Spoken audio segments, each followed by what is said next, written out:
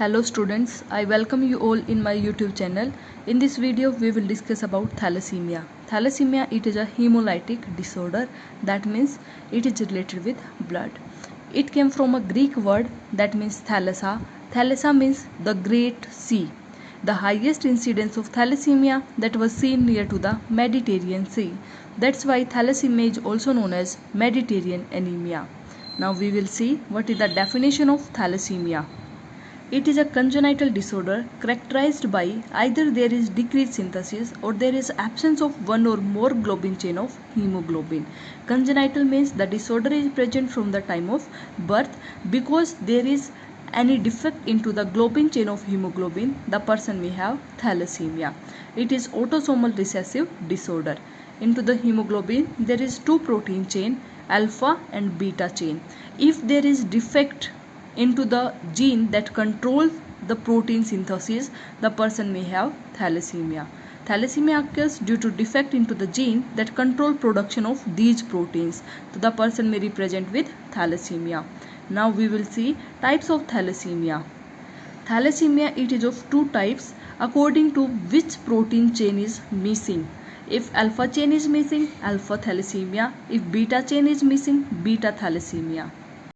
According to severity, thalassemia, it is of two types, thalassemia minor and thalassemia major. Thalassemia minor, the person may be asymptomatic. The defective gene, it is transmitted from one parent, whereas in thalassemia major, the defective gene, it is transmitted from both parents. Thalassemia major is also known as Cooley's anemia and also known as Mediterranean anemia. Thalassemia minor, the defective gene is taken from one parent, that means it is present into the heterozygous form. There is a little effect on the child. The mild anemia the child may be showing, in which the child will be showing microcytic and hypochromic anemia. Microcytic means the small size RBC and hypochromic means the RBC, these are red in color. The color is decreased, that means they turn into pale. The person may be carrier for the thalassemia minor and the person may be asymptomatic. Now we will see the pedigree of thalassemia minor. For example, this is a carrier person, the carrier male and the female is normal. The progeny will be 4. So the male, they are the carrier, whereas the females, they are the normal healthy person. So thalassemia minor, it will give rise to the carrier progeny. It is showing that 50% of progeny is normal and 50% is carrier.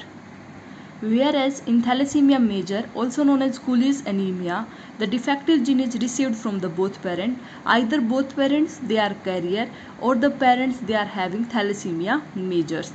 So the person is representing with severe anemia and sign and symptoms, they will be representing into thalassemia major child. This is the pedigree of thalassemia major. Here both the parents, they are working as a carrier. Here you can see that one person, that is 25% of progeny is having thalassemia major and 50% of progeny is having carrier and 25% of progeny is normal. So this was related with thalassemia major. Now we will discuss the pathophysiology of thalassemia. As there is defect into the protein chain synthesis of hemoglobin, either it is beta or it is alpha, the homozygosity of beta thalassemia, it will lead to defective synthesis of hemoglobin. At the defective synthesis of hemoglobin, the hemoglobin is not meeting the demand of the body, whereas the bone marrow has to work more, so bone marrow expansion is taking place and RBC, they are produced, but these are poorly hemoglobin. Because of poorly hemoglobin, the RBC, they will survive for a short time, that means the decreased lifespan of RBC. As the decreased lifespan of RBC, their breakdown of the RBC, it is increased and they are showing sign and symptoms of thalassemia. So why sign and symptoms of thalassemia they are produced? Because of inability of bone marrow to produce normal RBC. Now we will see what are the sign and symptoms of thalassemia. The clinical manifestation of thalassemia are main sign and symptoms of anemia due to inadequate structure of RBC. The person or the child may be representing with weakness, excessive intolerance, headache, anorexia, restlessness.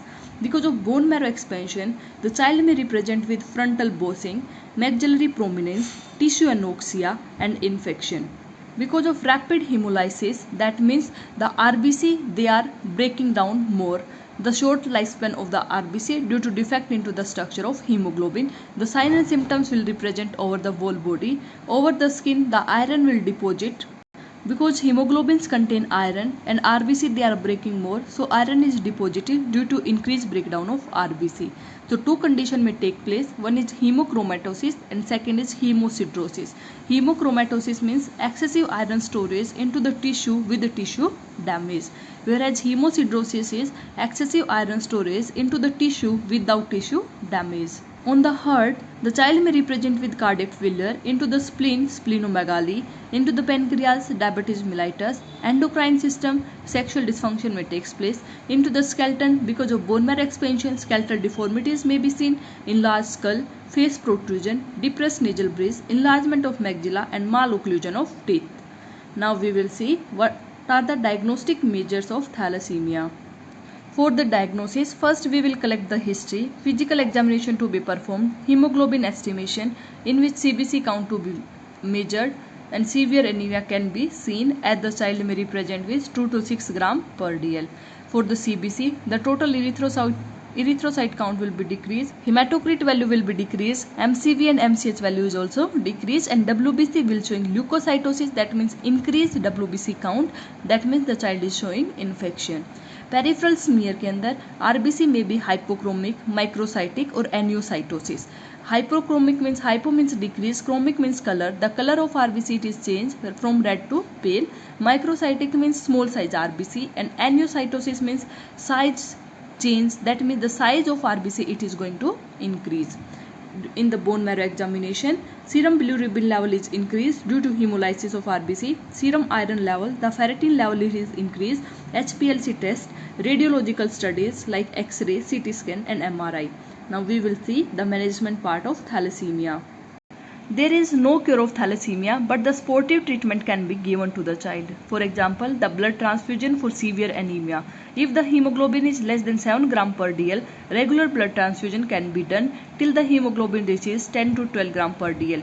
Packed RBC are infused and BT after 7 to 14 days depend upon the hemoglobin level. There is a separate video what all care you have to give if a child is undergoing blood transfusion. The link will be given into the description box. Go and watch the full video. Second is chelation therapy. Because of excessive iron it is a heavy metal, it is stored into the body. So to remove the heavy metal, the chelation therapy is given. Now we will see what is the definition of chelation. It is a chemical process in which a synthetic solution of EDTA is injected into the bloodstream to remove the heavy metal from the body. So in the chelation therapy, the iron deposition level it is going to decrease. The antidote of iron is desferoxamine. The third management is splenomegaly, that is removal of spleen. Because spleen it is storing the non-toxic iron. So to protect the body from the extra iron, the splenomegaly can be done. Splenectomy can be done, that is removal of spleen. Now we will see the nursing management part. For nursing management, early assessment for the thalassemia, preparation of child for the lab investigation like bone marrow examination, CBC, peripheral smear test, care during the BT, cross matching, blood to be screened for hepatitis B, HIV and malaria, adverse reaction due to BT can be seen, pre-warm blood, vital monitoring, infuse blood slowly to prevent cardiac overload and aseptic precautions to be followed while doing blood transfusion. While administering chelating agent, iron restricted diet and avoid vitamin C. Prevent from the infection, aseptic precaution, hand washing, cross infection prevention and PPE should be used. Education and support to the parents, because it is a no cure, only supportive management can be given. Preventive measurements it includes counseling to the parents, screening of parents, prenatal diagnosis and abortion. So this was related with thalassemia. Thanks for watching. Do like, comment, share and subscribe. Thank you.